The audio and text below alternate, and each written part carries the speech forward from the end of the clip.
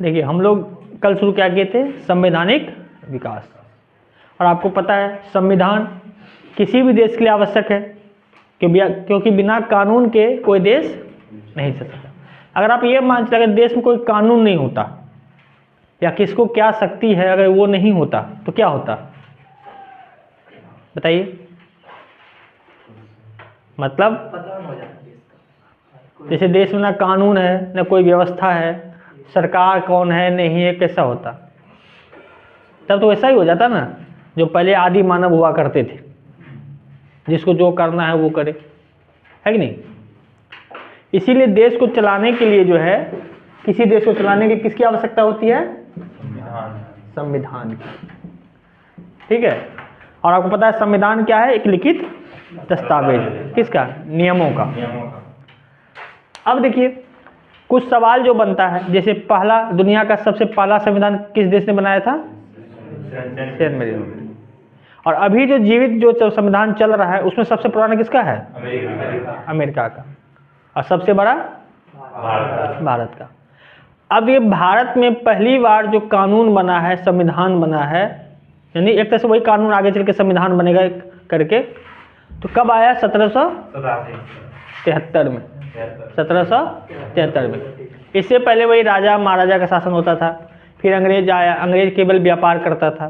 तो अंग्रेज पे यानी ईस्ट इंडिया कंपनी पे नियंत्रण करने के लिए ब्रिटिश सरकार ने पहला कानून बनाया 1773 में। उसके बाद कब आया, 1781 में। क्योंकि 1773 में जो समस्याएं थी, खासकर सुप्रीम कोर्ट और गवर्नर जनरल के पद को लेकर के या उसमें बीच के अधिकार को लेकर के, तो उसको बदला गया 1781 में। और क्या कहा गया, कोई भी ईस्ट इंडिया कंपनी के अधिकारी या कर्मचारी को सुप्रीम कोर्ट के अंदर नहीं लाया जाएगा, यानी उस पर केस नहीं चलेगा। इसके बाद सबसे इम्पोर्टेंट है पिट्स इंडिया एक्ट, क्योंकि वहाँ के प्रधानमंत्री ने ये पेश किया था, विलियम पिट ने। और याद रखिएगा इसमें क्या किया गया था, जो कंपनी पे दोहरा नियंत्रण स्थापित किया गया, यानी बोर्ड ऑफ डायरेक्टर तो पहले से था, लेकिन एक नया लाया गया बोर्ड ऑफ कंट्रोल। यानी बोर्ड ऑफ डायरेक्टर का काम क्या था, जो कंपनी के व्यापार पर नियंत्रण करना, और बोर्ड ऑफ कंट्रोल यानी नियंत्रक मंडल का क्या था, कंपनी के राजनीतिक कार्यों पर नियंत्रण करना। यहाँ तक देखे थे हम लोग। अब देखिए जब एक नया व्यक्ति आएगा भारत, जिसका नाम होगा कॉर्नवालिस। और कॉर्नवालिस अपने आप में बहुत महान व्यक्ति था भी, क्योंकि इससे पहले वो अमेरिका में था।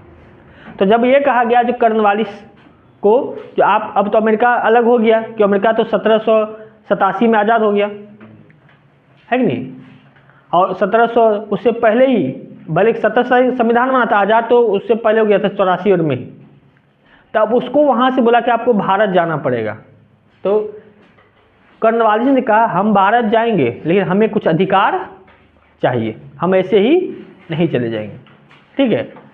तो उन्होंने जो कहा अधिकार चाहिए, तो केवल कॉर्नवालिस को खुश करने के लिए ये अधिनियम लाया गया था 1786 में, संशोधन अधिनियम।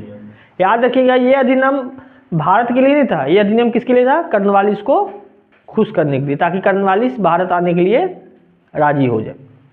तो अब देखिए इसमें क्या था, क्या संशोधन था।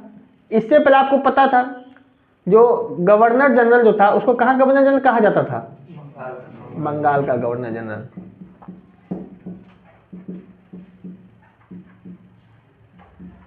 और इसके परिषद में कितने सदस्य होते थे, 4 था।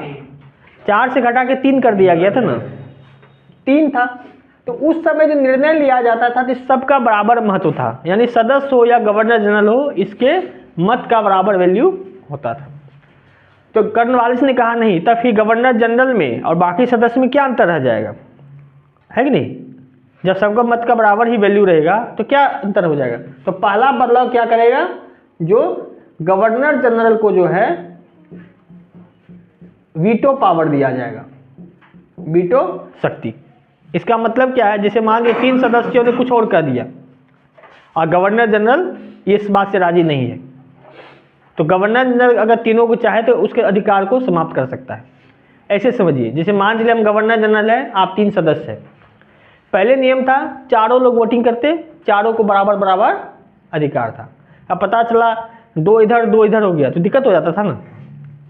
तो अब क्या होगा, इस अधिनियम से जो गवर्नर जनरल जो चाहेगा वही होगा। पहले आप तीनों सदस्य से पूछा जाएगा, तीनों 10 सदस्य के बाद से अगर गवर्नर जनरल राजी है तो हाँ में हाँ मिला देगा, लेकिन अगर तीनों सदस्य के डिसीजन से गवर्नर राजी नहीं है गवर्नर जनरल, तो उसके अधिकार को बदल सकता है, यानी उसके क्या कहते हैं सुझाव को भी हटा सकता है। वीटो मतलब पूरा पावर, वो जो चाहे वो कर सकता है। तो संशोधन अधिनियम के द्वारा जो है पहला अधिकार क्या मिला, गवर्नर जनरल को वीटो शक्ति दी गई।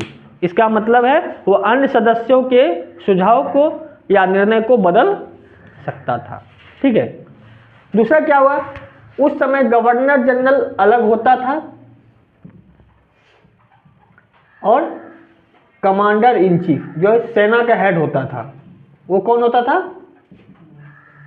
अलग होता था। यानी 1786 से पहले गवर्नर जनरल अलग होता था और कमांडर इन चीफ यानी सेना का प्रमुख वो अलग होता था।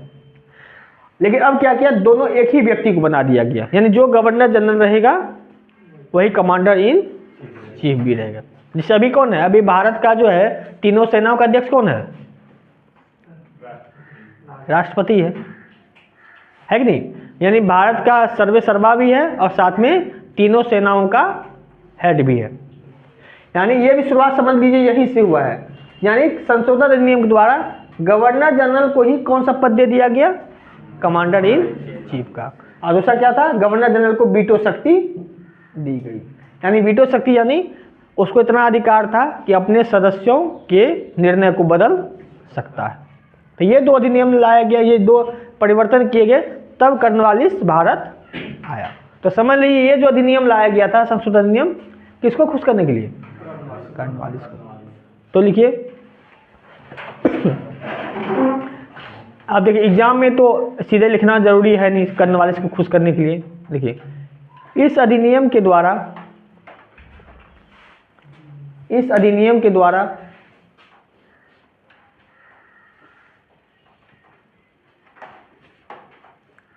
दो परिवर्तन किए गए। इस अधिनियम के द्वारा दो परिवर्तन किए गए।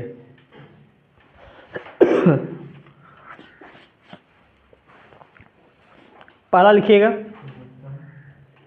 दो परिवर्तन किए गए। पहला लिखिएगा,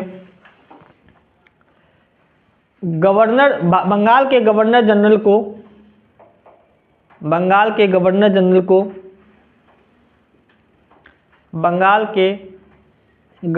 जनरल को वीटो शक्ति दी गई। वीटो शक्ति दी गई।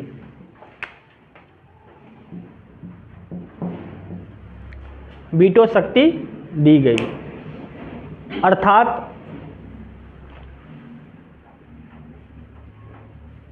गवर्नर जनरल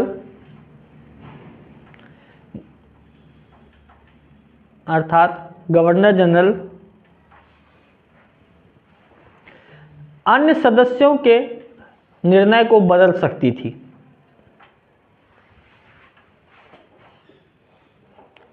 अन्य सदस्यों के निर्णय को बदल सकती थी।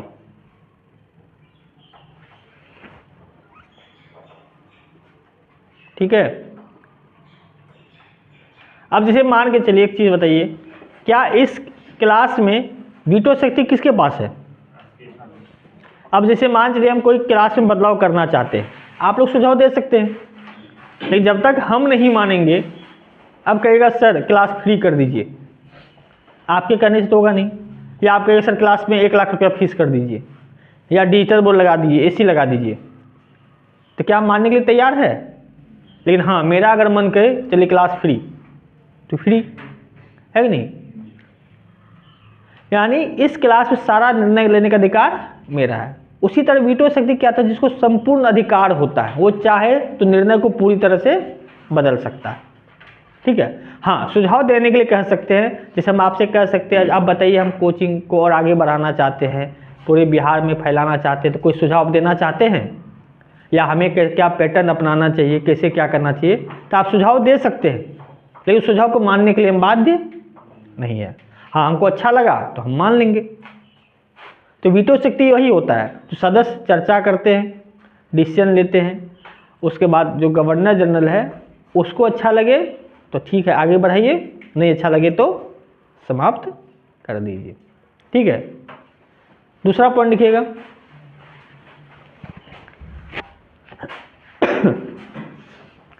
गवर्नर जनरल को ही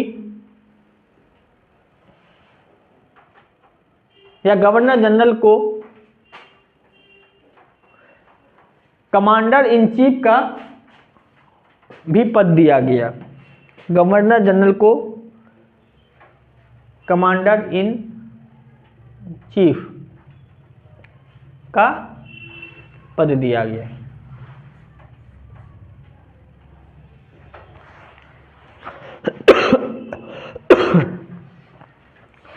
यानी सोचिए ये दो जो परिवर्तन है, सोचिए कर्नवालिस कितना पावरफुल व्यक्ति होगा, उसको पद दिया जा रहा है और पद भी अपने हिसाब से ले रहा है। जब तक ये सुविधा हमको नहीं दीजिएगा तब तक हम भारत नहीं जाएंगे। और कर्नवालिस के बारे में तो आप जान ही रहे हैं, सिविल सेवा का जनक भी वही है, पुलिस भी वही बनाया है, बिहार पुलिस वही दरोगा वही बनाया है, एसपी वही बनाया है, जज वही बनाया है कि नहीं। कलेक्टर का पद किसने बनाया है? जिला कलेक्टर का पद वारेन हेस्टिंग ने बनाया था। ठीक है, तो ये सब चीज़ याद रखते रहिए। अब आते हैं हम लोग अगला अधिनियम, चार्टर एक्ट 1793।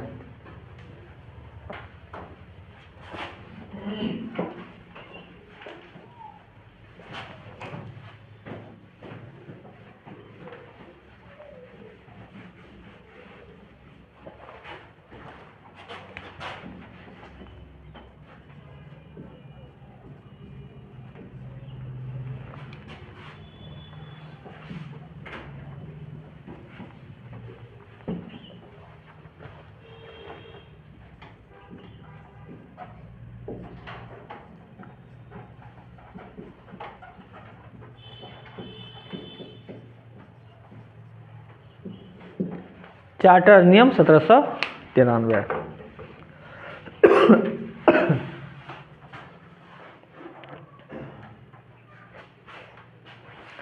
चार्टर अधिनियम 1793।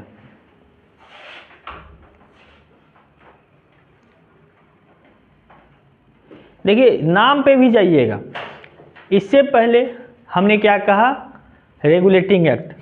रेगुलेटिंग मतलब विनियामक, यानी कंट्रोल करने के लिए एक एक्ट आया था 1773 में। रेगुलेटिंग मतलब, रेगुलेटर मतलब क्या होता है? अच्छा ये बताइए, रेगुलेटर कभी शब्द सुने आप लोग? कहाँ यूज होता है? सिलेंडर में। उसका काम क्या है? किसको कंट्रोल करना? गैस को। कब गैस बढ़ाना है, कब गैस घटाना है। तो रेगुलेटर यानी रेगुलेशंस होता है। रेगुलेशन यानी विनियामक, जैसे बैंक और में आरबीआई रेगुलेट करता है। क्रिकेट खेल देखते होंगे तो बीसीसीआई, आईसीसी, ये सब है रेगुलेट करने वाला है। उसी तरह जो रेगुलेटिंग मतलब क्या है? कंट्रोल करने वाला है। देखिए शब्द पकड़िएगा तो आप आसानी से आंसर लगा सकते हैं। फिर उसके बाद 1781 का जो कानून था वो क्या था? संशोधन था। तो रेगुलेटिंग एक्ट में जो गड़बड़ी था उसको ठीक करने के लिए। संशोधन मतलब क्या होता है? जब आप कुछ गड़बड़ करते हैं तो उसको ठीक करने के लिए करते हैं। अब जैसे मान चलिए आप लोग यहाँ तैयारी कर रहे हैं, पढ़ रहे हैं, आप कोई एग्जाम देते हैं या कोई टेस्ट सीरीज देते हैं, तो जिस विषय में गड़बड़ी होता है तो उसके लिए ठीक करते हैं कि नहीं? पढ़ने का तरीका बदलते हैं, समय बदलते हैं, किताब बदलते हैं, कुछ बदलाव करते हैं कि नहीं जीवन पढ़ाई में। फिर आया Pitt's India act. Pitt's India act क्यों? क्योंकि विलियम पिट्स ने वहाँ पेश किया था, वो अलग से स्पेशल तौर पर दिया गया। और उसके बाद आया संशोधन अधिनियम, जो कुछ बदलाव होता है उसके लिए। लेकिन अब जो चार्टर अधिनियम लाया है, ऐसे 4 चार्टर अधिनियम आएंगे, 1793, 1813, 1833 और 1853। तो सवाल पूछा जाता है ये चार्टर अधिनियम इसे क्यों कहते हैं? ठीक है, क्यों 4 चार्टर अधिनियम आएंगे, 93, 1793, 1813, 1833 और 1853। कोई खास बात इसमें? हर बार 20 का अंतर है। देखिए चार्टर क्या होता है, चार्टर होता है एक तरह से अधिकार पत्र, हिंदी में इसको क्या कहते हैं, अधिकार पत्र, चार्टर। इसका समय निर्धारित होता है। जैसे आप लोग लाइसेंस, ड्राइविंग लाइसेंस लिए होते हैं या कोई कार्ड ही लेते हैं तो सब समय निर्धारित रहता है कि नहीं, लिखा था वैलिड अप टू इतना तक। तो चार्टर भी एक तो वही अधिकार पत्र होता है जिसमें आपका वैलिडिटी निश्चित रहता है। तो पहली बार जो है 1793 में एक चार्टर अधिनियम लाया और कहा गया आपको अगले 20 वर्ष के लिए अधिकार पत्र दिया जाता है। किसको? ईस्ट इंडिया कंपनी को। फिर से सुनिए, ऐसा क्यों? क्योंकि भाई देखिए कितना पहले तो भ्रष्टाचार कंपनी में फैल ही रहा था। कितना कानून आया, 73 में आया, 81 में आया, 84 में आया, 86 में आया, उसके बावजूद भी कंपनी पे जो है कोई फर्क नहीं पड़ रहा था। तो बोला अब ऐसे नहीं देंगे, अब आपको लिमिट कर देंगे। जैसे मान के चलिए अभी आपको घर से भेजा गया तो भाई जाओ तैयारी करो, आप यहाँ आए, अभी सोचा रहे 18 साल 20 साल के लड़के हैं, आराम से 1-2 साल मौज मस्ती करते हैं तब तैयारी शुरू करेंगे। तो इससे क्या होता है, कभी चले गए आप पुष्पा 2 मूवी देखने के लिए, कभी मत्स्यगंधा मेला देखने के लिए, समय बर्बाद कर रहे हैं कि नहीं। अब देख रहे 2 साल हो गया है, इंटर में फेल कर गए, फिर ग्रेजुएशन फर्स्ट ईयर में 50% लाए, तो गार्जियन ने कहा ठीक है अब इसको कंट्रोल किया जाए। बोला भाई तुम्हारे पास मात्र 3 साल है, 3 साल में या तो नौकरी लो नहीं तो आकर के गाय भैंस चराओ या खेती करना शुरू करो। तो टाइम लिमिट कर दिया ना, तब आप क्या कीजिएगा, पढ़िएगा फिर घूमिएगा, कि समय लिमिट कर दिया गया ना। इसी तरह ईस्ट इंडिया कंपनी को कहा गया आप बहुत इधर उधर कर लिए हैं, आपको चार्टर अधिनियम आपके लिए लिया जा रहा है। और ये चार्टर नियम कितने वर्ष के लिए होगा, 20 वर्ष के लिए। 20 वर्ष में आपका हम काम देखेंगे, काम अच्छा रहा तो आपको फिर से आगे समय दिया जाएगा। अब कैसा, जैसे मान के चलिए अभी हमने क्या किया, आपके पिताजी ने आपको 3 वर्ष का समय दिया, पता चला उस 3 वर्ष में आप क्या किए, दरोगा का पीटी निकाल लिए, मुख्य परीक्षा निकाल लिए, फिजिकल में छट गए। तो अब पिताजी को गर्व होता है नहीं बेटा पास तो कर रहा है, थोड़ा सा एक मौका और देते, फिर 3 साल बढ़ा देंगे। फिर पता चला बीपीएससी का पीटी निकाल लिए, मेंस निकाल लिए, इंटरव्यू में चले गए, फिर खुश, तो और बढ़ाते चले जाएंगे। यानी अब दिख रहा है प्रोग्रेस हो रहा है तो आपको मौका दिया जाएगा। अगर प्रोग्रेस पता चला पीटी में आप 50 नंबर से फेल कर गए, दरोगा में 100 में 20 क्वेश्चन 30 क्वेश्चन कर रहे हैं, इसका मतलब आप पर, तो देखा गया कि 20 साल का समय दिया जा रहा है, अच्छा काम होगा, फायदा होगा सरकार को, ब्रिटिश सरकार को, तो और बढ़ाया जाएगा, नहीं तो बंद कर दिया जाएगा। तो इस 20 साल के लिए दिया गया तो अधिकार पत्र, तो ये जो अधिकार पत्र दिया गया इसीलिए इसको क्या कहा जाता है, चार्टर अधिनियम। चार्टर यानी आपको एक समय निर्धारित कर दिया गया है, तो आप कितने समय आपके कार्यकाल को दिखा देंगे। तो पहले इतना लिख लीजिए फिर आगे देखते हैं। देखिए 1793 में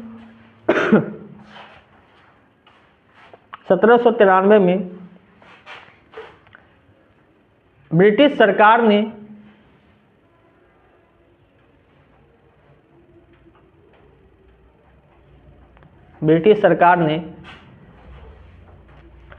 ईस्ट इंडिया कंपनी को 20 वर्षों के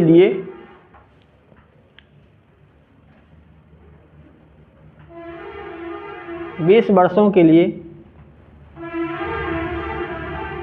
अधिकार पत्र दिया। 20 वर्षों के लिए अधिकार पत्र दिया।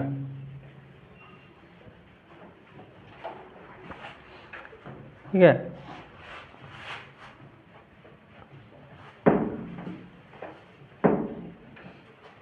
यानी अब क्या हो गया, इसका समय निर्धारित हो गया। अब समय निर्धारित होगा तो काम भी तेजी से बढ़ेगा। अब मान लीजिए आप ठेका ही दे रहे हैं किसी को काम करने के लिए, अब बोल दिया मेरा घर बना दीजिए, तो ठेकेदार आ जाएगा, कल आगे नहीं आएगा। लेकिन अभी कह दीजिए नहीं इस बार जो है जून तक हमको बहुत जरूरी है, जून से पहले हमको काम करके दे दीजिए, तो उसका गति बढ़ेगा या घटेगा, बढ़ेगा ना। सेम यहाँ भी है, समय निर्धारित कर दिया गया तो उसका तेजी बढ़ेगा। अब जो देखिए इसमें अधिनियम जो प्रावधान था, तो लिख लीजिएगा, जो इस अधिनियम के प्रमुख प्रावधान निम्नलिखित है।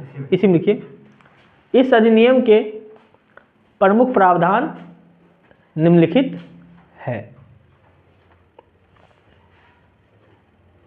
इस अधिनियम के प्रमुख प्रावधान निम्नलिखित है।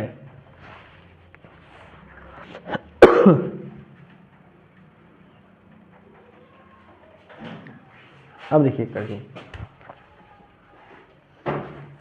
देखिए अब इस चार्टर अधिनियम में क्या किया गया था, सबसे पहले जो बिना अनुमति के, यानी बिना सरकार के अनुमति के कोई भी जो है ईस्ट इंडिया कंपनी का कर्मचारी हो या अधिकारी भारत छोड़ के नहीं जाएगा। जैसे मान चलिए आप लोग ईस्ट इंडिया कंपनी के स्टाफ हैं, चाहे अधिकारी है या कर्मचारी है, अगर आपको भारत छोड़ना है तो ब्रिटिश सरकार से अनुमति लेना आवश्यक है। अगर आप बिना अनुमति लिए भारत छोड़ के दूसरे जगह चले गए तो आपको उसको इस्तीफा माना जाएगा, यानी आप फिर दोबारा ईस्ट इंडिया कंपनी से जुड़ नहीं सकते।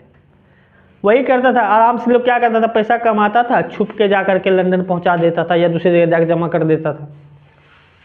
उस समय तो ऑनलाइन ट्रांजैक्शन तो होता नहीं था जो यहाँ से भेज दिए, है कि नहीं, तो लेके ही जाना पड़ता था ना। तो कह दिया नहीं, अगर आपको भारत से बाहर निकलना हो तो पहले ब्रिटिश सरकार से अनुमति लेना पड़ेगा। भाई आखिर आप लंदन क्यों आ रहे हैं वहाँ से, अगर आप बिना बताए जा रहे हैं तो इसका मतलब वो इस्तीफा मान लिया जाएगा और आपको वहाँ से बाहर कर दिया जाएगा। ठीक है, उसके बाद क्या किया, जितने भी ईस्ट इंडिया कंपनी के कर्मचारी अधिकारी थे, इसका तनख्वाह, इसका वेतन कहाँ से दिया गया, भारतीय राजस्व से। अब समझिए, इससे पहले जो होता था, जो भी ईस्ट इंडिया कंपनी का कर्मचारी या अधिकारी होता था उसका तनख्वाह कौन देता था, ब्रिटिश सरकार देता था। अब क्या होगा, भारत से जो पैसा आएगा भारतीय पैसे से ही इन लोगों का तनख्वाह दिया जाएगा। समझ का नहीं मतलब, यानी भारतीय पैसे से ही ब्रिटिश अधिकारियों को पैसा या कर्मचारियों को तनख्वाह दिया जाएगा। और ये कब तक चलेगा, 1919 तक। फिर 1919 में क्या होगा, फिर ब्रिटिश सरकार अपना पैसा उसको देगी। तो आप देखिए ब्रिटिश सरकार को कितना फायदा हो गया, अंधेरा हो गया पूरा ना। ठीक है। हाँ, तो देखिए ब्रिटिश सरकार जो है अब नया नियम लागू कर दिया, अब जो है भारतीय राजस्व से ही ईस्ट इंडिया कंपनी के कर्मचारियों को वेतन दिया जाएगा, ताकि आप अंग्रेज के देखिए, अंग्रेज को पैसा भी देना नहीं पड़ रहा है और फायदा भी हो रहा है ना। तो दूसरा पॉइंट तो ये हो गया। पहला पॉइंट क्या था, बिना अनुमति के कोई भी ईस्ट इंडिया कंपनी के अधिकारी कर्मचारी भारत छोड़कर नहीं जाएगा।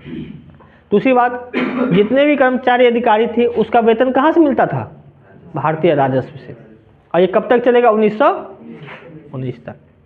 हाँ, इसके अलावा और ये भी कहा गया था, ईस्ट इंडिया कंपनी प्रत्येक वर्ष 5 लाख पाउंड किसको देगा, ब्रिटिश सरकार को देगा।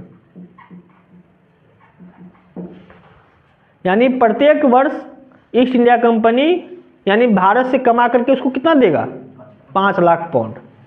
ठीक है, ये 3 परिवर्तन इसमें आपको देखने मिलेगा। पहला परिवर्तन तो यही हो गया, 20 साल का अधिकार पत्र दिया गया। दूसरा हो गया, ईस्ट इंडिया कंपनी का कोई भी कर्मचारी और अधिकारी भारत छोड़कर नहीं जाएगा। जाना है तो अनुमति लीजिए, अगर अनुमति लिए बिना आप जा रहे हैं तो इसका मतलब है कि आप इस्तीफा देके जा रहे हैं। दूसरा, प्रत्येक वर्ष 5 लाख पाउंड जो है ईस्ट इंडिया कंपनी किसको देगी, ब्रिटिश सरकार को। और ये तो है, जो भी अधिकारी या कर्मचारी है उसको वेतन कहाँ से मिलेगा, भारतीय राजस्व से। तो लिखते रहिए पहला पॉइंट लिखिए, ईस्ट इंडिया कंपनी के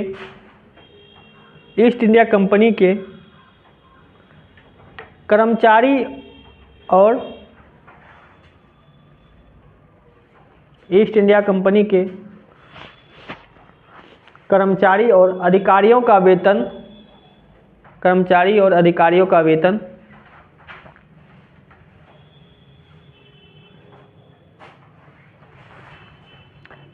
भारतीय राजस्व से दिया जाएगा,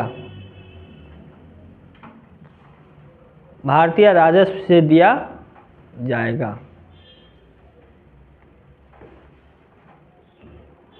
भारतीय राजस्व से दिया जाएगा।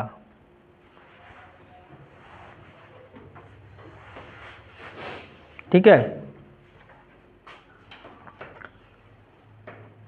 दूसरा पॉइंट लिखिए, ईस्ट इंडिया कंपनी के, शॉर्ट में EIC लिख दीजिएगा, ईस्ट इंडिया कंपनी के कर्मचारी एवं अधिकारी, ईस्ट इंडिया कंपनी के कर्मचारी एवं अधिकारी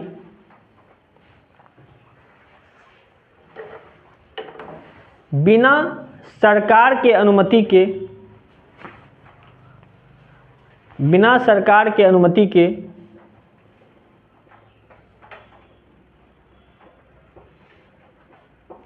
भारत छोड़कर नहीं जाएगा, भारत छोड़कर नहीं जाएगा, भारत छोड़कर नहीं जाएगा। अगर वह ऐसा करता है, अगर वह ऐसा करता है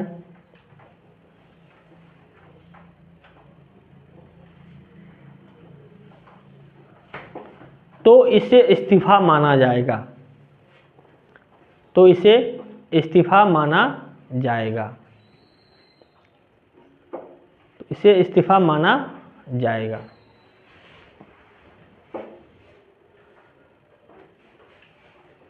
ठीक है। और तीसरा पॉइंट लिखिए,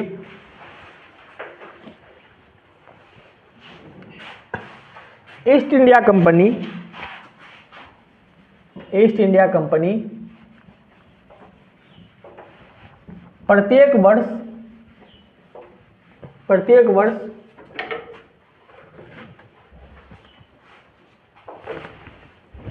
ईस्ट इंडिया कंपनी प्रत्येक वर्ष ब्रिटिश सरकार को, प्रत्येक वर्ष ब्रिटिश सरकार को 5 लाख पाउंड देगी।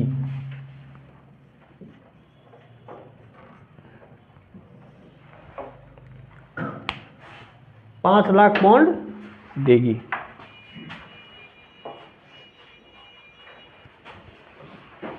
मतलब अब उससे वो जितना ज़्यादा कमाए उससे फर्क पड़ने वाला नहीं है।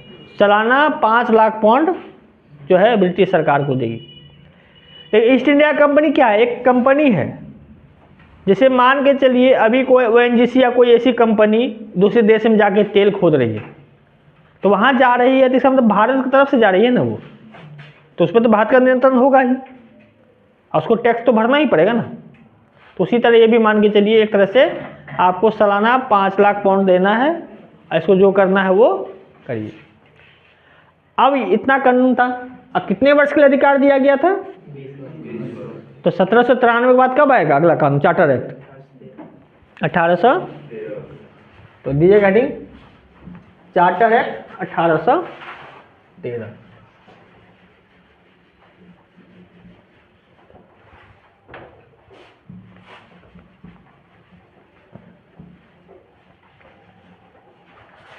Charter act 1813।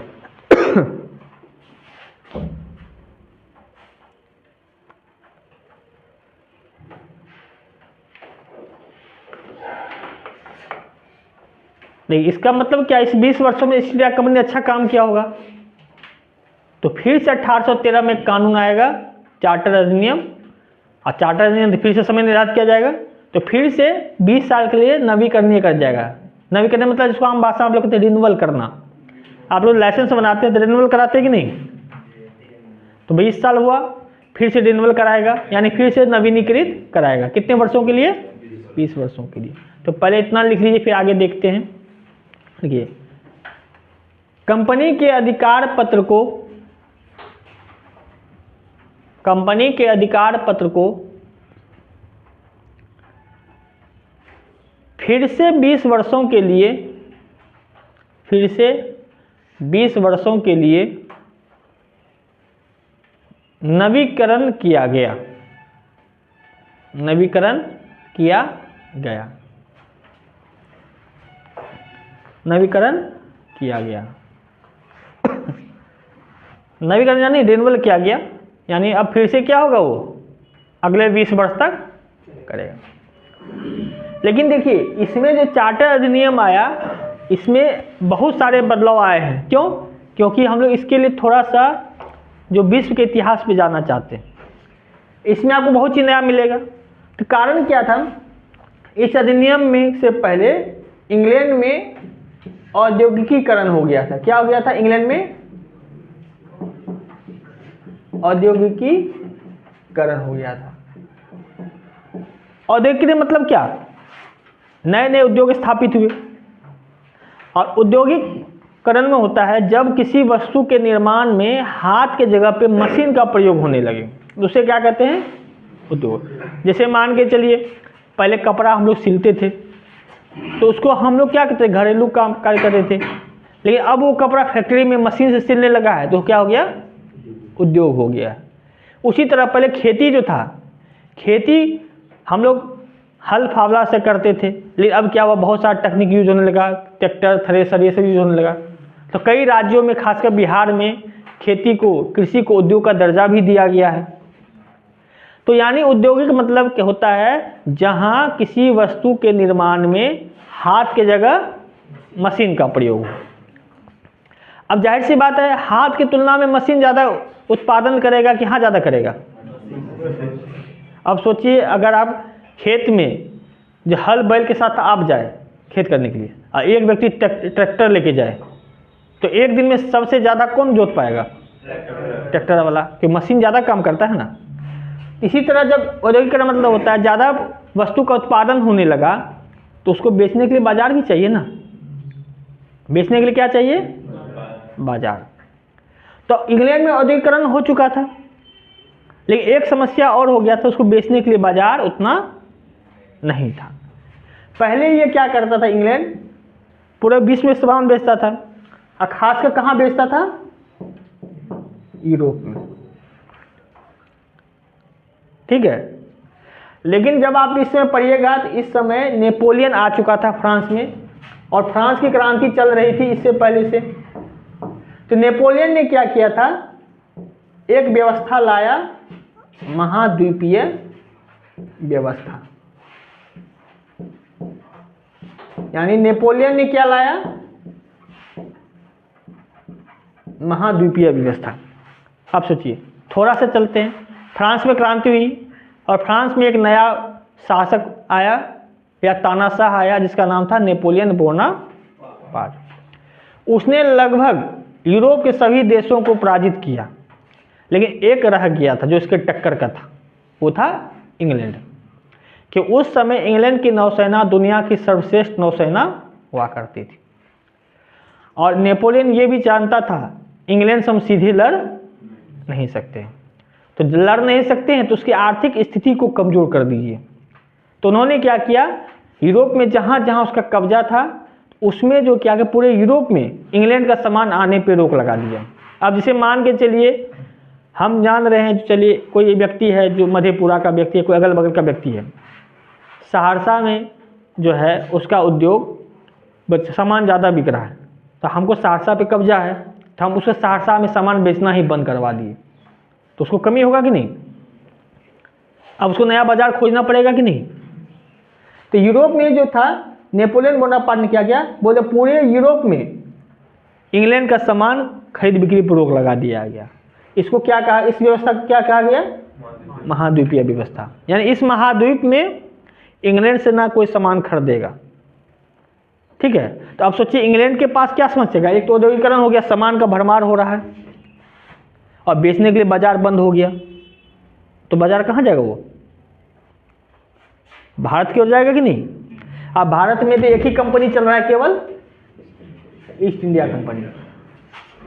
अब जो इंग्लैंड के व्यापारी, जिसे मान से, अब इससे समझिए थोड़ा सा, आप लोग इंग्लैंड के व्यापारी हैं, उद्योगपति है, ठीक है, आपने लाखों टन सामान, बहुत सामान, हजारों पीस में, लाखों पीस में सामान बनाया, लेकिन आपको बेचने के लिए यूरोप में सामान कोई आपको खरीद नहीं रहा है। क्यों? कि यूरोप में कौन प्रतिबंध लगा दिया है? नेपोलियन ने। तो आप क्या कीजिएगा? मतलब आपके सामान बढ़ रहा है लेकिन आपको बेचने की जगह नहीं, तो आप किस पे दबाव डालिएगा? सरकार पे।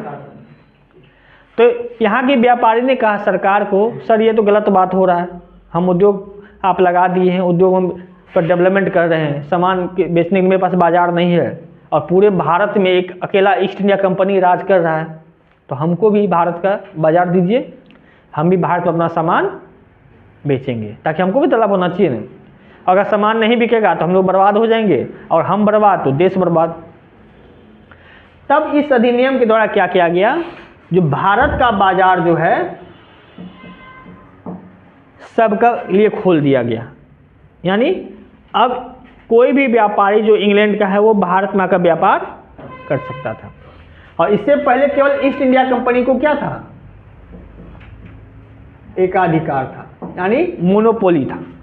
यानी इससे पहले भारत में केवल ईस्ट इंडिया कंपनी ही व्यापार कर सकता था। मोनोपोली समझते? एकाधिकार क्या होता है बताइए तो? जैसे मान के चलिए आप कोई बिजनेस स्टार्ट कर रहे हैं और आपको सहरसा या बिहार में मोनोपोली दे दिया गया है, तो बिहार में उस बिजनेस को केवल आप ही कर सकते हैं, कोई दूसरा नहीं करता। कोई दूसरा करना चाहता है तो आपसे पूछेगा, आपके अंदर में रह के काम करेगा। ठीक है, समझ गए मतलब? मोनोपोली मतलब जैसे मान के चलिए आपको दे दिया गया बिहार में गैस डिस्ट्रीब्यूशन का काम, या बिहार में अब जमुई में सोना का खदान होने वाला है, आपको दे दिया गया, आप सोने के खदान का मोनोपोली दे दिया गया, तो केवल आप ही सोने के खदान की खोद सकते हैं। मोनोपोली मतलब एकाधिकार, उसके अलावा कोई दूसरा नहीं होगा। तो उसमें भारत में केवल किसका एकाधिकार था? ईस्ट इंडिया कंपनी का। लेकिन यहाँ इंग्लैंड के जो व्यापारी है कह रहा है हम उद्योग फैला रहे हैं, न्यू में सामान नहीं बिक रहा, हम क्या करें? तो हमको भी भारत में आने का मौका दीजिए। तो ब्रिटिश सरकार इस अधिनियम के द्वारा भारत में ईस्ट इंडिया कंपनी का एकाधिकार समाप्त कर दिया जाएगा। अब कोई भी इंग्लैंड का व्यापारी आके भारत में व्यापार कर सकता है। लेकिन हाँ, दो जगह प्रतिबंध था। एक,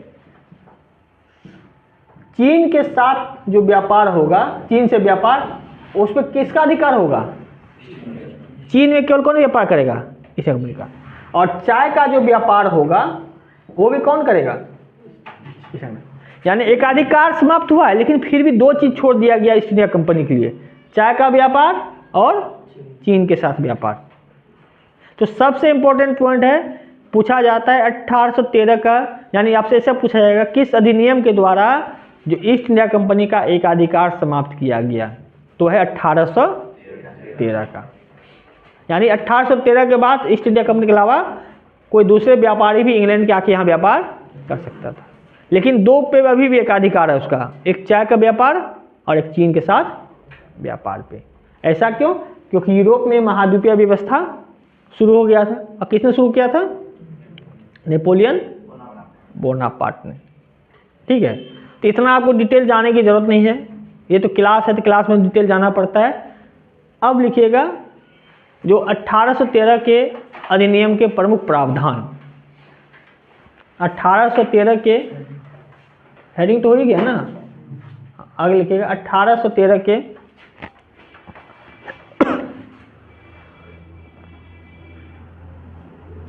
अधिनियम के प्रमुख प्रावधान।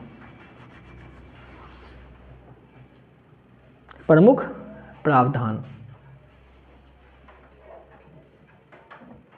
1813 के अधिनियम के प्रमुख प्रावधान। पहला पॉइंट लिखिए,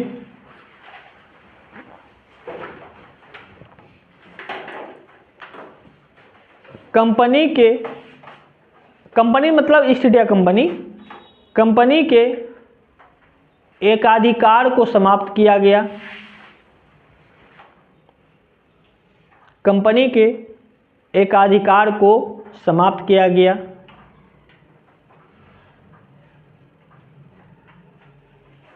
अर्थात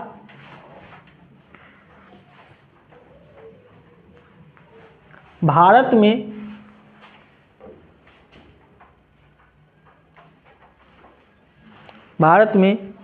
ईस्ट इंडिया कंपनी के अलावा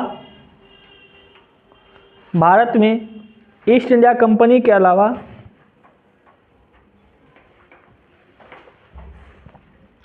अन्य इंग्लैंड के व्यापारी भी, अन्य ब्रिटेन के व्यापारी भी, अन्य ब्रिटेन के व्यापारी भी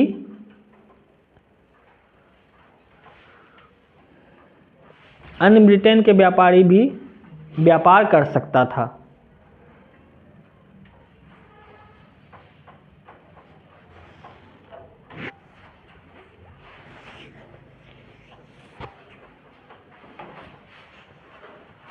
ठीक है, देखिए अगला पॉइंट लिखिएगा, चाय के व्यापार और चीन के व्यापार, चाय के व्यापार और चीन के व्यापार पर अभी भी एकाधिकार कंपनी का ही था।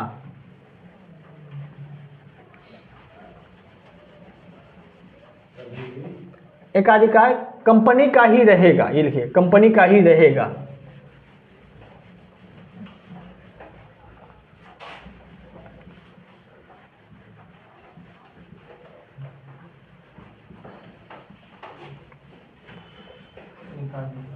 कंपनी का ही रहेगा, यानी सिस्टम क्या है, अब जो है सिंपल सवाल आता है, कंपनी का एकाधिकार का समाप्त किया गया 1813 में, लेकिन चाय और चीनी का व्यापार, चाय और चीन के साथ व्यापार किसके साथ रहा, अभी भी एकाधिकार कंपनी का ही रहा। ठीक है, अब याद है आपने पढ़ा होगा, पहली बार शिक्षा के लिए किस अधिनियम में चर्चा की गई थी? नहीं, वो तो अधिनियम आया था बाद में। पहली बार 1813 में प्रतिवर्ष 1 लाख रुपए खर्च करने का प्रावधान किया गया था।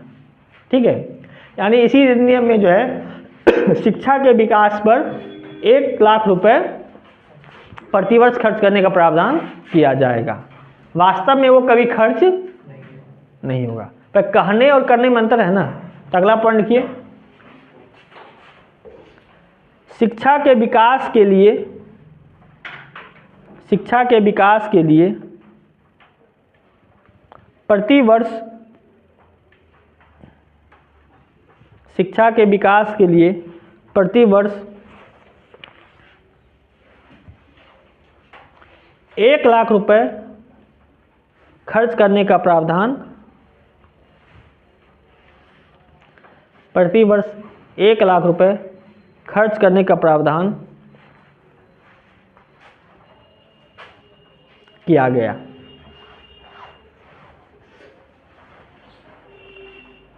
प्रतिवर्ष 1 लाख रुपए खर्च करने का प्रावधान किया गया, यानी ये शिक्षा के विकास पे पहली बार कानूनी रूप से कोई कानून बना है। इससे पहले आपने देखा होगा तो कई छोटे मोटे यानी व्यक्तिगत तौर पे किया गया, जैसे एशियाटिक सोसाइटी का, फिर कलकत्ता मदरसा हो गया था, फोर्ट विलियम हो गया था, फिर संस्कृत कॉलेज, बनारस संस्कृत कॉलेज हो गया था। तो ये सब व्यक्तिगत प्रयास था, कंपनी के द्वारा प्रयास किया नहीं गया था। पहली बार जो सरकार की तरफ किया जाएगा तो वो था 1813 के चार्टर अधिनियम में। ठीक है, और प्रत्येक वर्ष कितना खर्च किया जाएगा, लेकिन कभी ऐसा नहीं हुआ। हाँ, इसमें जो एक प्रमुख है, अब देखिए इसको क्या लगा, अब ईसाई धर्म, जैसे अंग्रेज आए तो हर जो कोई धर्म जाता है, कोई संस्था कहीं जाता है तो वो चाहता है जो हमारे लोग ज़्यादा रहें, है कि नहीं। जैसे मुग़ल आए, दिल्ली सल्तनत आए, तो उन्होंने क्या किया, इस्लाम धर्म को फैलाना चाहा, है कि नहीं, ताकि ज़्यादा इस्लाम मुस्लिम लोग होंगे तो वो क्या होगा, उसका सत्ता को स्थायित्व प्रदान मिलेगा। तो इन्होंने भी सोचा क्या, जो हम आ रहे यहाँ व्यापार कर रहे हैं तो अपनी जनसंख्या को बढ़ा सके। और जनसंख्या कैसे बढ़ता है, धर्म के प्रचार से।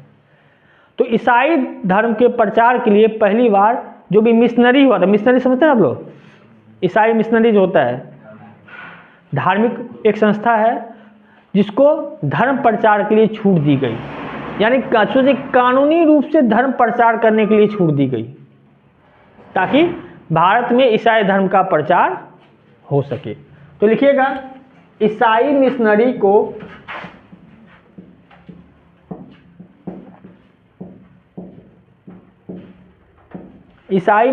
को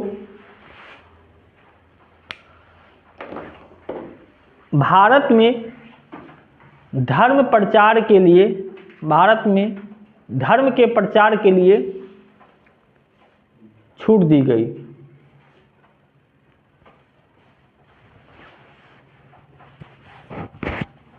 धर्म के प्रचार के लिए छूट दी गई। ठीक है,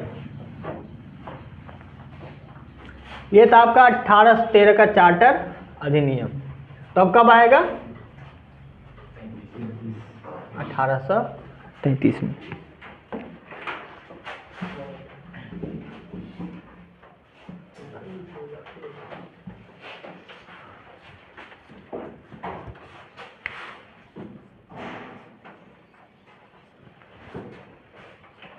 ठीक है, डी हेडिंग चार्टर अधिनियम 1833। अच्छा, ये चार्टर है तो क्या इसमें समय निर्धारित किया जाएगा? समय निर्धारित किया जाएगा। लेकिन देखिए, इस अधिनियम को हम लोग एक और नाम से जानते हैं,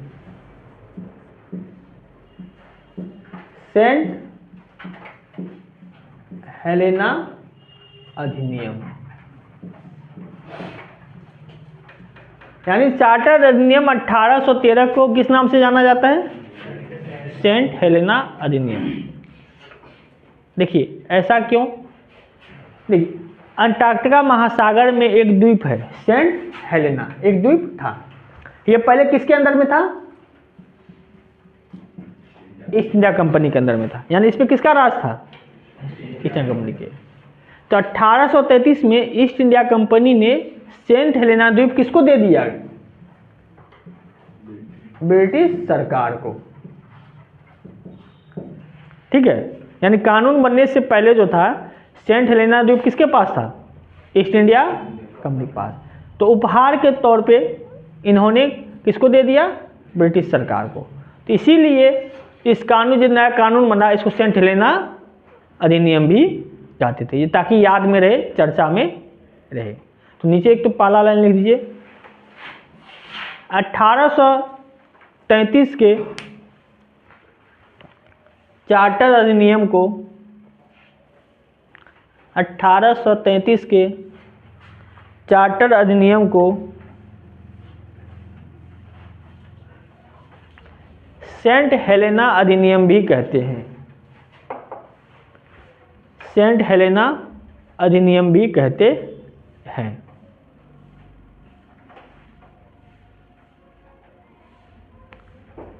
क्योंकि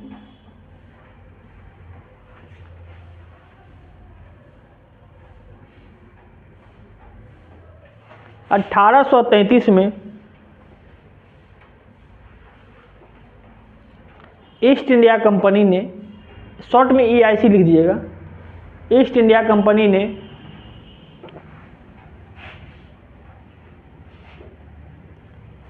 सेंट हेलेना द्वीप,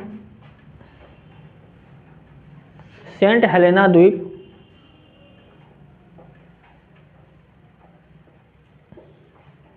ब्रिटिश सरकार को सौंप दिया।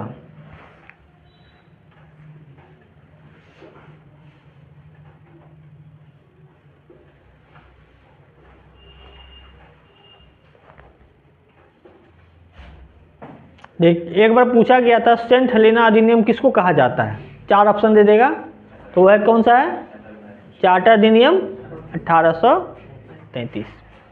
अब क्यों दिया गया ये तो आपको UPSC लेवल पे पूछा जाता है, वनडे लेवल पे सिंपल पूछेगा सेंट हेलेना अधिनियम किसको कहा जाता है, या ऐसा दे देगा 1833 के चार्टर अधिनियम को और किस नाम से जाना जाता है? सेंट हेलेना अधिनियम।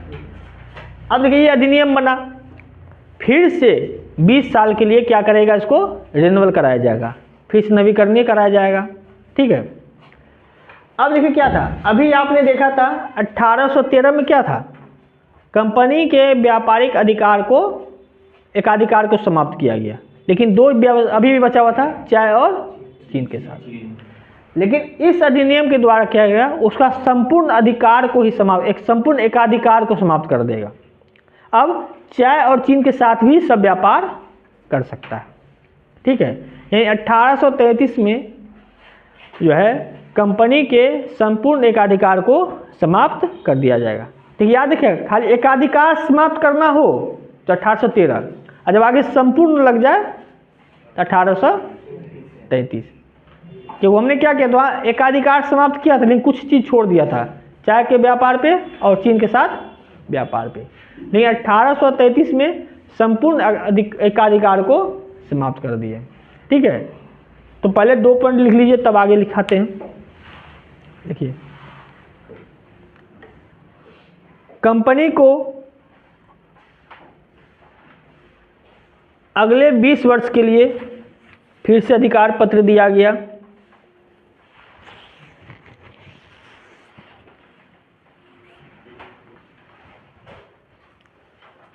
अगले 20 वर्ष के लिए अधिकार दिया गया।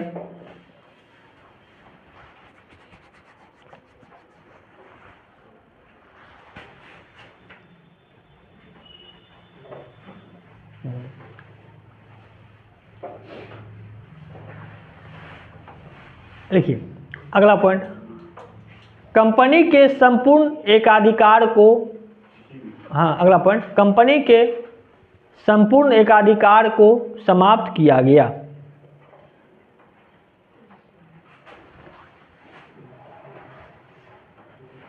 समाप्त किया गया।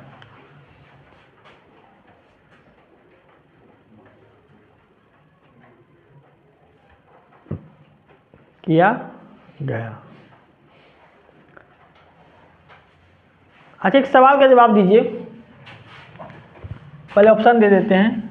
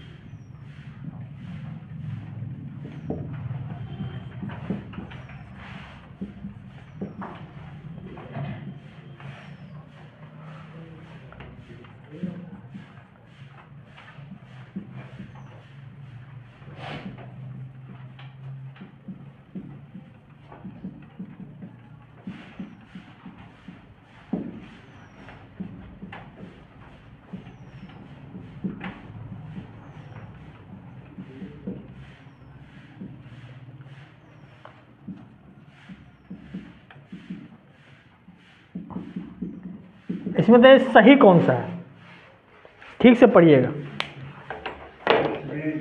चलिए इधर पहले पूरा पढ़िए, ABCD। ए और सी सही है, डी सही, ए और सी सही तो एक ही होगा ना 4 ऑप्शन में, तो एक से अधिक तो ऑप्शन कहीं दिए नहीं है। डी सही है, ये तो सही है, ये सही है, लेकिन डी सही है, कंफर्म। ए क्यों गलत है? क्योंकि वहाँ एक अधिकार दिया, अधिकार मतलब सब अधिकार खत्म हो गया, एकाधिकार मतलब मोनोपोली ही खत्म हुआ। देखिए पहला गलत इसलिए है, यहाँ अधिकार यानी इसका मतलब हुआ है कि कंपनी भारत में व्यापार करेगा ही नहीं, लेकिन यहाँ ये बंद नहीं किया, इसका एकाधिकार खत्म किया, यानी करेगा इसके अलावा और भी करेगा। तो पहला ये गलत हो गया है कि नहीं। दूसरा इसलिए क्या गया, यहाँ एकाधिकार लिखे हैं लेकिन यहाँ अधिनियम कौन से दे दिए हैं, 13, यहाँ ये भी गलत हो गया। और 28 में क्या गया, हम कंपनी के अधिकार को, यहाँ पे अधिकार तो समाप्त हुआ नहीं है, तो यह शब्द केवल एकाधिकार और अधिकार में अंतर समझाने के लिए है।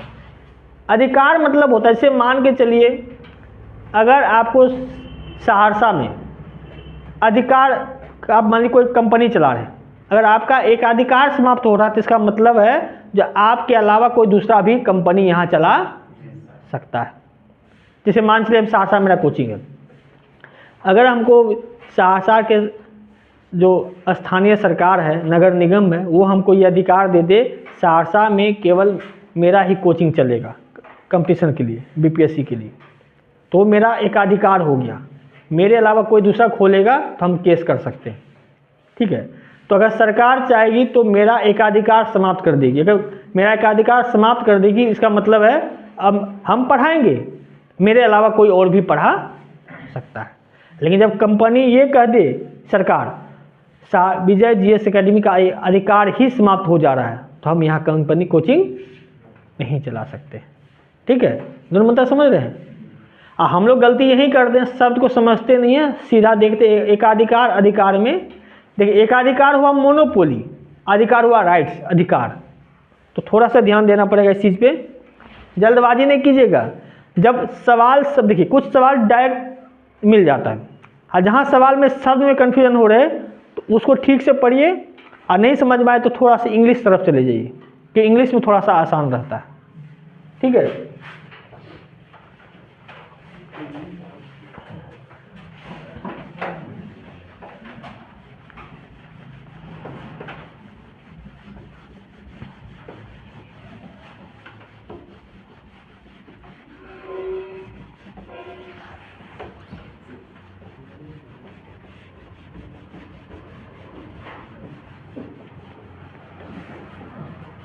अब देखिए कंपनी का संपूर्ण एकाधिकार समाप्त कर दिया गया, क्लियर है। देखिए याद है अभी हम लोग अभी तक 1833 से क्या करते थे, बंगाल का गवर्नर जनरल, लेकिन इस कानून में क्या होगा, अब बंगाल का गवर्नर जनरल क्या बन जाएगा, भारत का गवर्नर जनरल। और पहला भारत का गवर्नर जनरल कौन होगा, विलियम बेंटिक। लिखिए अगला पॉइंट, देखिए बंगाल के गवर्नर जनरल को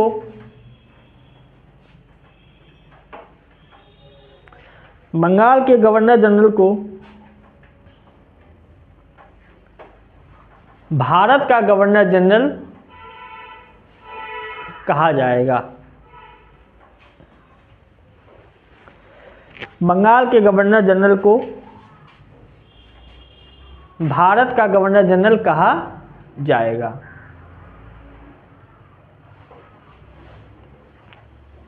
और नोट करके लीजिएगा, भारत का पहला गवर्नर जनरल विलियम बेंटिक था।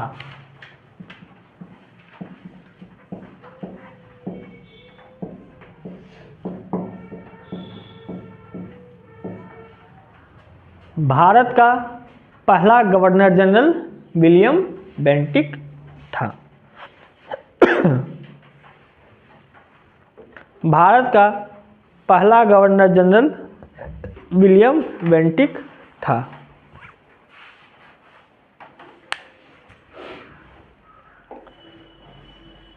ठीक है, यानी अब भारत का बंगाल गवर्नर जनरल क्या हो गया, भारत का गवर्नर जनरल। देखिए अच्छा, आपको पता है ना गवर्नर जनरल के परिषद में कितने सदस्य थे, 3 सदस्य थे। 1773 में 4 सदस्य था, जिसे पीस इंडिया एक्ट में घटा के 3 कर दिया गया। लेकिन अब एक चौथा सदस्य जुड़ेगा विधि सदस्य के रूप में, यानी अब फिर से चौथा सदस्य आ जाएगा किस सदस्य के रूप में।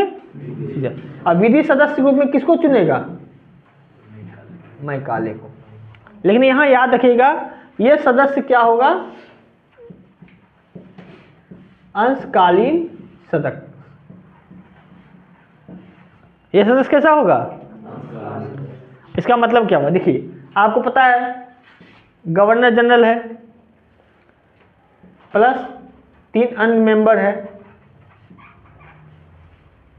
और चौथा सदस्य कौन हो गया, विधि सदस्य। ठीक है, अब देखिए ये जो है इस चारों को क्या होगा, इसको मत देने का अधिकार है। लेकिन ये जो विधि सदस्य होगा ये मत देने का अधिकार नहीं होगा, ये केवल कानूनी रूपी सलाह देगा। तो ये सदस्य ये भी है, लेकिन इसको क्या है, कोई भी चर्चा होगा तो उसमें मत देने का अधिकार नहीं होगा। तो क्या ये पूर्णकालिक सदस्य हुआ, ये अंशकालिक है ना, नाम मात्र का सदस्य है लेकिन इसको वोटिंग का अधिकार नहीं है। समझ लो मंत्र क्या है, 1833 के अधिनियम में जो गवर्नर जनरल का जो परिषद है उसमें सदस्यों की संख्या में 1 वृद्धि की जाएगी और सदस्यों की संख्या कितनी हो जाएगी, 4, और चौथा सदस्य कौन सा होगा, विधि सदस्य। लेकिन ये क्या होगा, अंशकालिक सदस्य होगा। अंशकालिक सदस्य कहने का मतलब है इस सदस्य को बैठक में या मत देने का अधिकार नहीं होगा, ये केवल सुझाव दे सकता है, मत नहीं देगा। और पहले विधि सदस्य के रूप में किसे चुना जाएगा, लॉर्ड मैकाले।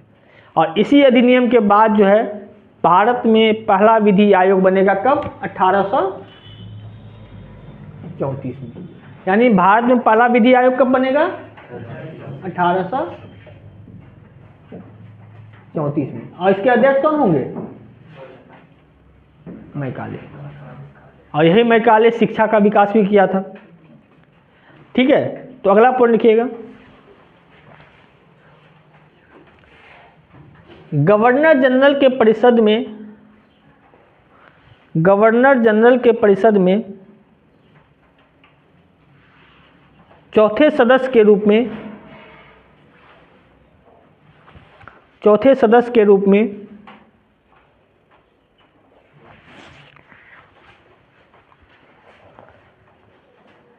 एक विधि सदस्य को जोड़ा गया। एक विधि सदस्य को जोड़ा गया।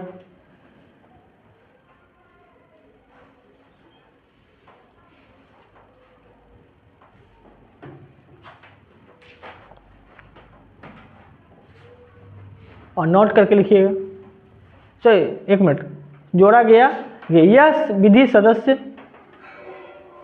यह विधि सदस्य अंशकालीन सदस्य था। यह विधि सदस्य अंशकालीन सदस्य था। यह विधि सदस्य अंशकालीन सदस्य था, अर्थात इसे मत देने का अधिकार नहीं था। अर्थात इसे मत देने का अधिकार नहीं था।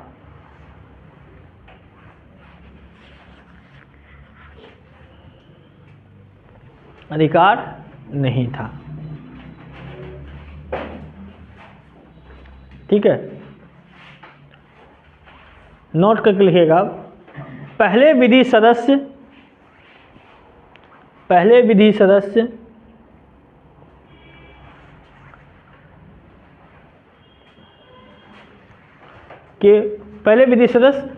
लॉर्ड मैकाले थे।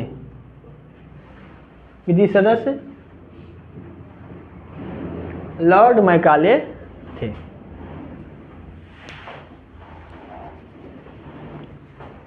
और नीचे एक और नोट करके लिखिएगा, 1834 में पहला विधि आयोग गठित हुआ। 1834 में पहला विधि आयोग गठित हुआ जिसके अध्यक्ष थे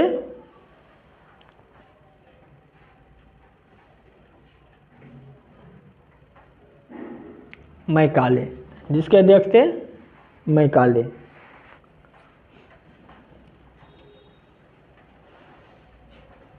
ठीक है। यानी अंशकालीन सदस्य मतलब क्या है, जो बैठक में ये रहेंगे लेकिन इसको मत देने का अधिकार नहीं है। अब इसमें लास्ट पॉइंट देख रहे हैं, दास प्रथा के अंत की बात की गई, यानी लिख दीजिए अगला पॉइंट, दास प्रथा को अंत करने का निर्णय लिया गया। दास प्रथा को अंत करने का निर्णय लिया गया।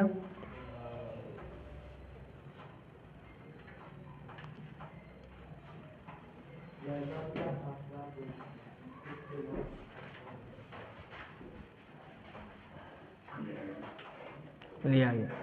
देखिए दास प्रथा मतलब क्या है, पहले क्या होता था, जो लोगों को जैसे मार्केट में बिकता है ना, सब्जी फल सब्जी, जानवर बिकता है, गाय भैंस बिकता है, उसी तरह लोगों का भी मार्केट होता था, बाजार होता था। आप जाते थे, पैसा देते थे, व्यक्ति को खरीदते थे, वो जीवन भर आपका दास बने रहता था, उसका कोई अधिकार नहीं होता था।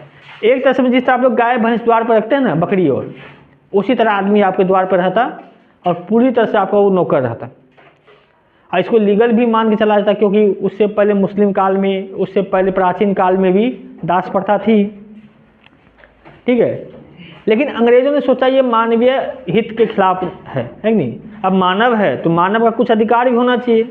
मानव और जानवर में अंतर है कि नहीं।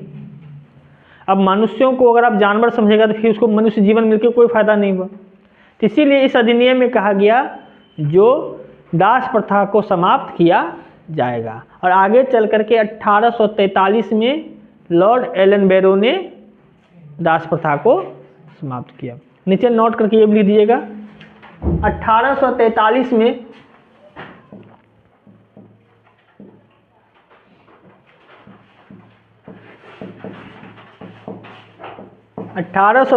में एलन बैरो ने दास प्रथा को समाप्त किया।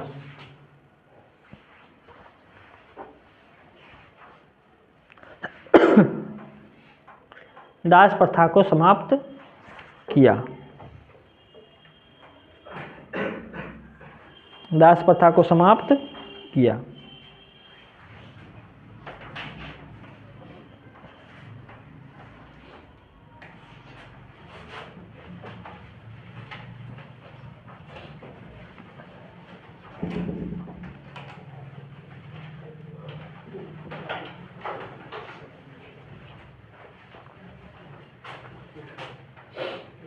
क्या बोरिंग लग रहा है क्या? क्या हुआ?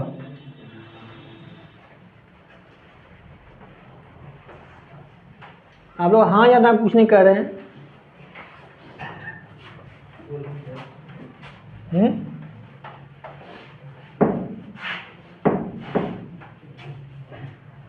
क्या हुआ? समझ में नहीं आ रहा है? नहीं, आवाज सुस्त सा आ रहा है। ठंडी के कारण आप लोग आराम से बैठे, खड़ा तो मैं। आप लोग कितने बजे उठे हैं? 6 बजे। आज सोचिए हम 5 बजे उठे। वो ठंडा हमको ज़्यादा लगना चाहिए, आपको ज़्यादा लगना चाहिए?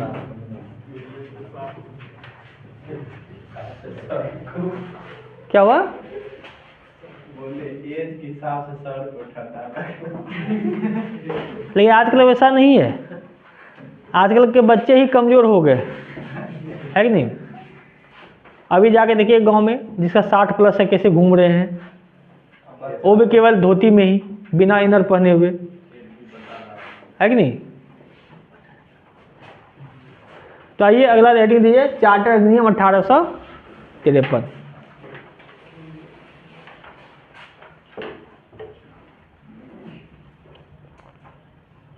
चार्टर अधिनियम 1853।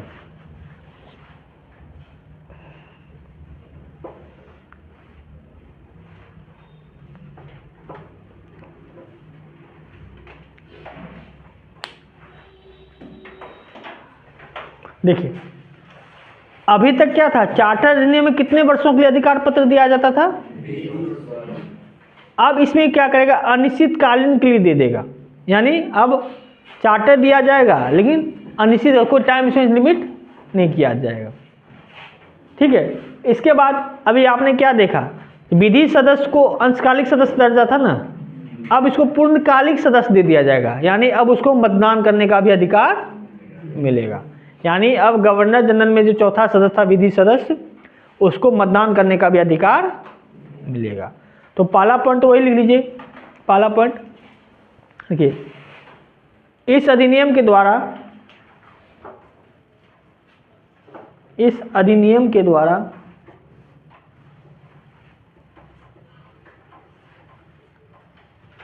कंपनी को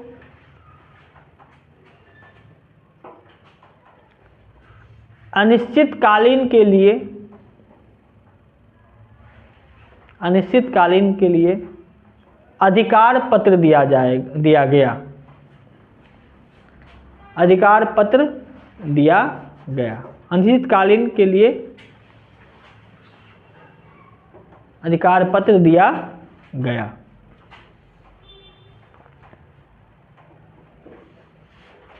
ठीक है, अगला पॉइंट लिखिए, विधि सदस्य को पूर्ण सदस्य का दर्जा दिया गया, विधि सदस्य को पूर्ण सदस्य का दर्जा दिया गया, अर्थात उन्हें मतदान करने का अधिकार भी दिया गया, अर्थात उन्हें मतदान करने का अधिकार भी दिया गया।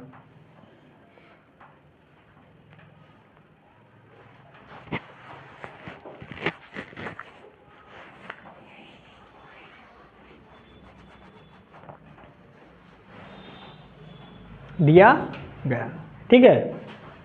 यानी अब देखिए, विधि सदस्य जोड़ा कब किया गया, 1833 में, और पूर्ण अधिकार दर्जा कब मिला, 1853 में। अब देखिए, याद है निदेशक मंडल किसे, कौन था निदेशक मंडल,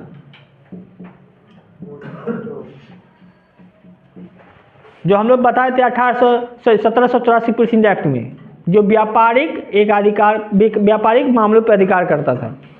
तो निदेशक मंडल में अब तक कितने सदस्य होते थे, 24 निदेशक होते थे।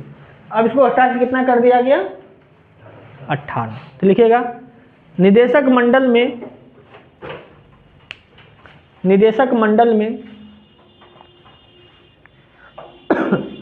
सदस्यों की संख्या, निदेशक मंडल में सदस्यों की संख्या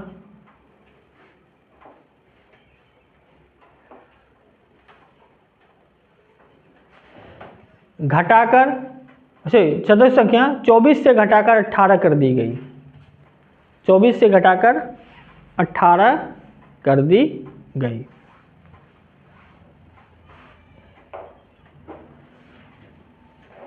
कर दी गई, ठीक है। अब देखिए,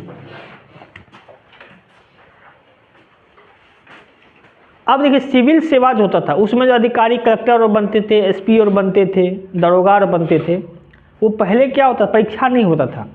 पहले गवर्नर जनरल, उसका परिषद या गवर्नर जिसको चाहते थे उसको बना देते थे। लेकिन पहली बार प्रतियोगिता परीक्षा के द्वारा सिविल सेवा में भर्ती करने का जो प्रयास कब किया गया, 1853 के अधिनियम के द्वारा, ठीक है। यानी इससे पहले क्या होता था, जो बड़े बड़े अधिकारी होते थे, गवर्नर जनरल या गवर्नर, ये सब अपने हिसाब से इसको कलेक्टर बना दिया गया, इसको दरोगा बना दिया गया, इसको एसपी बना दिया गया। लेकिन अब क्या था, अब प्रतियोगिता परीक्षा के माध्यम से सिविल सेवा के पदों को भरने की व्यवस्था की गई। और वो परीक्षा कहाँ होता था, लंदन में। अब भारतीय भी जाके दे सकते थे, कोई लिमिटेशन नहीं था कि प्रतियोगिता परीक्षा है तो कोई भी आके देख सकता है। तो लिखिए,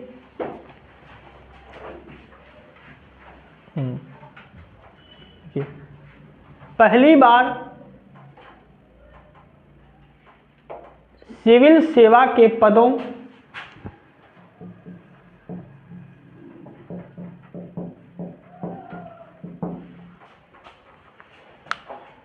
सिविल सेवा के पदों की भर्ती के लिए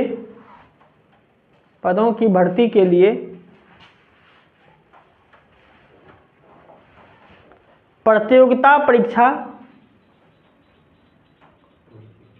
ये प्रतियोगिता परीक्षा की व्यवस्था, प्रतियोगिता परीक्षा का प्रावधान किया गया।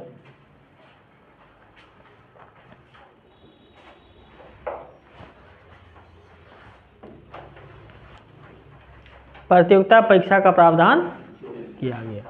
यानी इससे पहले क्या होता था, सिंपल किसी को नियुक्त कर दिया जाता था, लेकिन अब क्या था, जो प्रतियोगिता परीक्षा के माध्यम से ही भरा जाएगा। जैसे अभी होता है ना, चाहे वो IAS हो, PCS हो, दरोगा हो, क्लर्क हो, कर्मचारी हो, सब लिए कंपटीशन एग्जाम होता है कि नहीं। पहले क्या होता था, जिसको मन था उसको नियुक्त कर दिया जाता था। हाँ, अब देखिए इसमें जो सबसे इम्पोर्टेंट पॉइंट इसलिए लास्ट में इसके लिए रखे थे, देखिए पहले क्या था, गवर्नर जनरल का परिषद में कितना 4 सदस्य था। पहले वही सदस्य हर शक्ति था, उसके पास कार्यकारी शक्ति था और विधायी शक्ति भी था। यानी कानून बनाने का, भारत स्तर पे कानून बनाने का भी उसी का अधिकार था और लागू करने का भी अधिकार उसी को था। अब क्या होगा, गवर्नर जनरल जो है, इसके कार्यों का बंटवारा किया जाएगा। एक कार्य हो जाएगा कौन, कार्यकारी, और एक हो जाएगा विधायी। यानी गवर्नर जनरल के कार्यों का बंटवारा हो जाएगा 2 भाग में, कार्यकारी कार्य और विधायी कार्य। अब ये कार्यकारी कार्य होगा, ये किसके द्वारा किया जाएगा, परिषद के द्वारा। यानी गवर्नर जनरल अपना कार्यकारी काम किसके द्वारा करेगा, और परिषद में कितने सदस्य हैं, 4। ठीक है, कार्यकारी मतलब लागू करने वाला काम। और विधायी जो है, इसके लिए एक नया जो है विधानमंडल की स्थापना की जाएगी। विधानमंडल, याद है, यही आगे चल के विधानमंडल संसद बनेगा। तो पहली बार विधानमंडल कहिए या संसद, पहले संसद को विधानमंडल ही कहा जाता था। तो पहली बार विधानमंडल कब बना है, 1853 के अधिनियम के द्वारा। उससे पहले परिषद यही सब काम करता था, टोटल जिम्मा। लेकिन अब क्या होगा, गवर्नर जनरल का जो है, जो कार्यकारी और विधायी 2 भागों में बांट दिया गया। सबका हेड गवर्नर जनरल ही है। गवर्नर जनरल का विधायी काम कौन करेगा, विधानमंडल, और कार्य काम कौन करेगा, परिषद। परिषद में कुल कितने सदस्य हैं, 4 सदस्य। हाँ, विधानमंडल में कितने सदस्य होंगे, 6 सदस्य। तो याद रखिए, सवाल यहाँ क्या बनता है, विधानमंडल की स्थापना किस अधिनियम के द्वारा हुई थी, चार्टर अधिनियम 1853। यही विधानमंडल आगे चल करके संसद बनेगा, या आगे चल के इसको क्या कहेगा, केंद्रीय विधान मंडल भी कह सकते हैं। ठीक है, क्यों केंद्र स्तर पे है ना। तो ये सबसे इंपॉर्टेंट पॉइंट है, तो लिखिएगा, इस अधिनियम के द्वारा गवर्नर जनरल के कार्यों का विभाजन किया गया।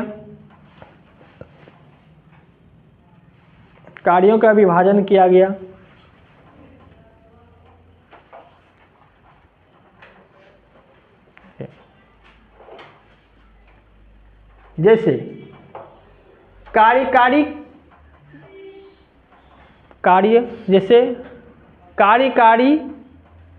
कार्य परिषद के द्वारा की जाएगी, कार्यकारी कार्य परिषद के द्वारा की जाएगी,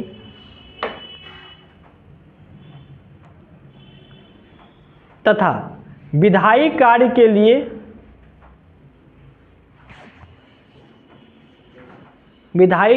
लिए विधानमंडल की स्थापना की गई।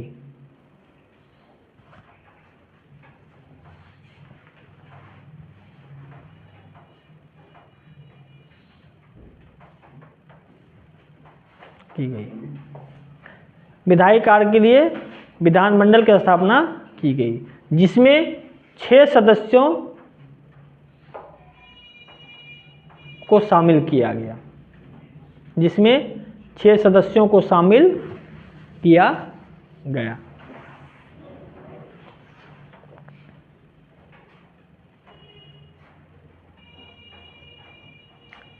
तो देखिए सिंपल सी बात है, कितने चार्टर अधिनियम आए? कुल 4। और चारों में आपको देखिए क्या क्या था, जैसे 1793 आया, तो उसमें क्या था? उसमें प्रमुख बात क्या थी? ईस्ट इंडिया कंपनी के कर्मचारियों और अधिकारियों का वेतन भारतीय राजस्व से दिया जाने लगा। अब प्रत्येक वर्ष 5 lakh pound east India company किसको देती थी? ब्रिटिश सरकार को। 1813 का प्रमुख पॉइंट है, एकाधिकार को समाप्त किया गया, है कि नहीं? शिक्षा के विकास के लिए परिवार प्रयोग की व्यवस्था की गई। ईसाई मिशनरी को धर्म प्रचार के लिए फैलाया गया। 1833 किसे याद रखना है? Saint Helena. उसके अलावा संपूर्ण एकाधिकार को समाप्त करने के लिए बंगाल का गवर्नर जनरल भारत का गवर्नर जनरल बन गया। विधि सदस्य बना, लेकिन अंशकालिक सदस्य बना। और वही अंशकालिक सदस्य पूर्व सदस्य कब बना? 1853 में। फिर प्रतियोगिता परीक्षा के द्वारा भर्ती परीक्षा शुरू की गई। हाँ, सबसे इम्पोर्टेंट विधानमंडल की स्थापना की गई। तो आज के लिए इतना ही, ठीक है।